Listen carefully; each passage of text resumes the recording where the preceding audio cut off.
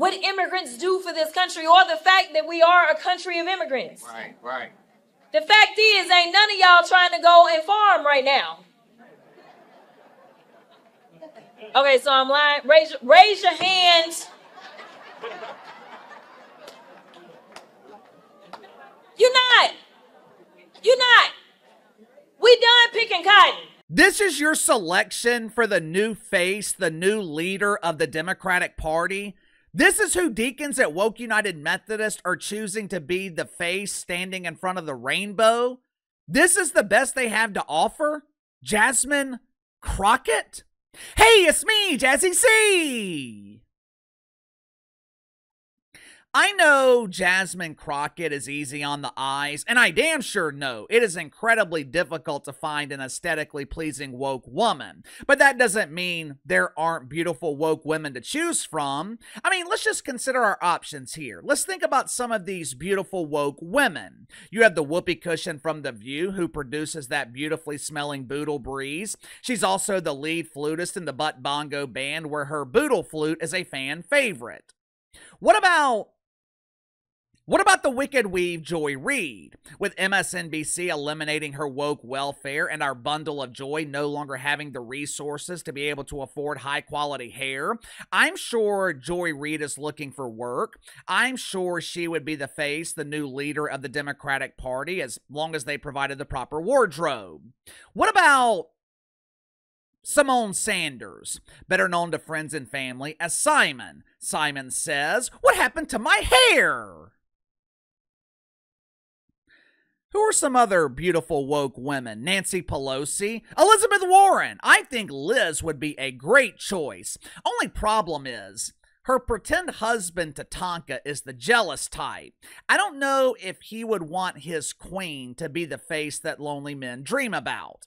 Me personally, I think the new leader of the Democratic Party should be Rachel Levine. I don't know about you guys, but if I was a lonely dude, I would be attracted to Rachel Levine. For some reason, all of these beautiful women have been overlooked. It is abundantly clear at this point that the newest face of the Democratic Party is Jasmine Crockett. Why? I know the deacons are looking for a new leader. I know they're looking for their next mainstream star. But isn't the primary purpose of a leader to get people to follow them? Ain't nobody following Jazz Crockett. As you just heard in that clip, people aren't following Jazz. They're laughing at her. I know she was standing behind the pulpit, but I didn't know if I was listening to a passionate sermon at Woke United Methodist or if Jazz was choosing to identify as a stand-up comedian. Lorne Michaels, he would love to see that kind of laughter on Saturday Night Live. SNL hasn't heard that much laughter since Bill Ferrell was pretending to be a male cheerleader with Sherry O'Terry. Earlier this week, Jazz Crockett was invited to speak at Grace Baptist Church. As we learned in the video this morning, grace no longer means what it used to mean. When normal people think of grace, we think of elegance, or maybe we think of extending someone mercy. When we think of someone named Grace, we think of women. As we learned in the video this morning, that is no longer the case. Because grace can also mean they, or in some cases, them. It all depends on how they are choosing to identify. During her sermon at Grace United Methodist, Jazz Crockett discussed the need for immigration. The immigration that Jazz was discussing, it was the illegal kind, or as Cam Harris and John Biden used to call it, citizenship. Jazz was insinuating that we needed illegal immigration because we needed people to work the fields. Girl, who gonna pick the cotton for these shirts? I know it's not gonna be me, Jazzy C. But it's strange, correct me if I'm wrong here. When the Trumper was cracking down on illegal immigration, weren't the Democrats telling us that most of these illegal immigrants were working in the tech industry? Didn't they tell us that we would fall behind technologically if we didn't bring remote workers from Guatemala to America to program the algorithm for Instagram?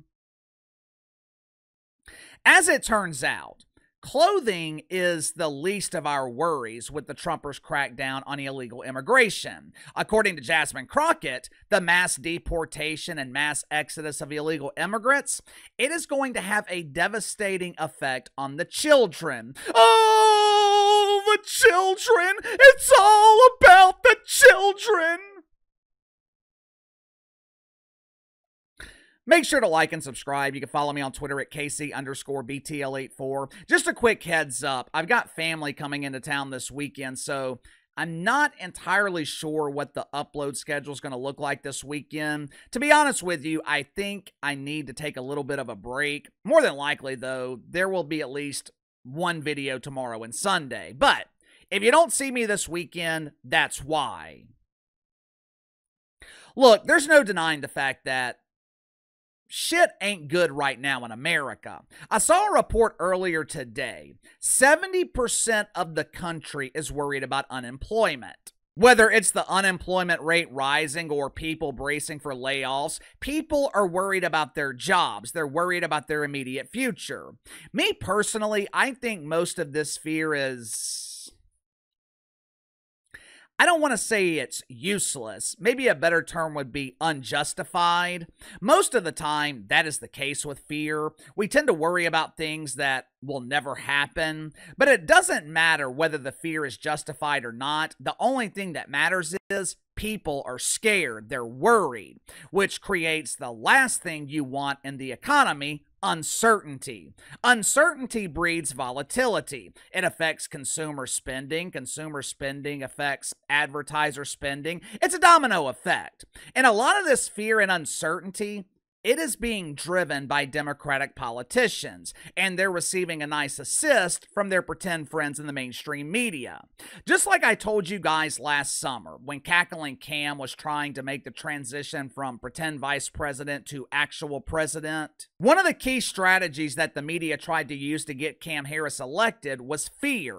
They were spreading fear about Orange Man bad. Donnie is a threat to democracy. He's the modern day Adolf. America can't survive 4 years of mean tweets. The media is once again using fear in an effort to turn the country against the Trumper. It's causing rampant speculation, markets all over the damn place. One day it's down 1,000 points, the next day it's up 1,000 points. Either way, it ain't good. And like I said, the Democrats are taking advantage. Jas Crockett was on CBS this week with some dude named Major Garrett. I've heard of Major League, Major Pain, Major Mistake. I've never heard of a dude named Major.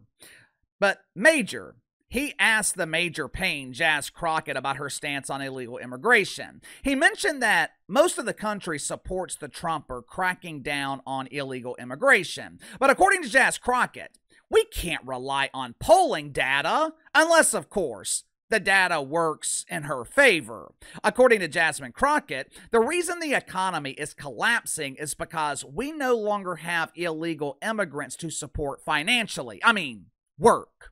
Watch for yourself. A majority of Americans, it might be a slim majority, but still a majority of Americans back him up on immigration. Are you getting something wrong? No, I'm not.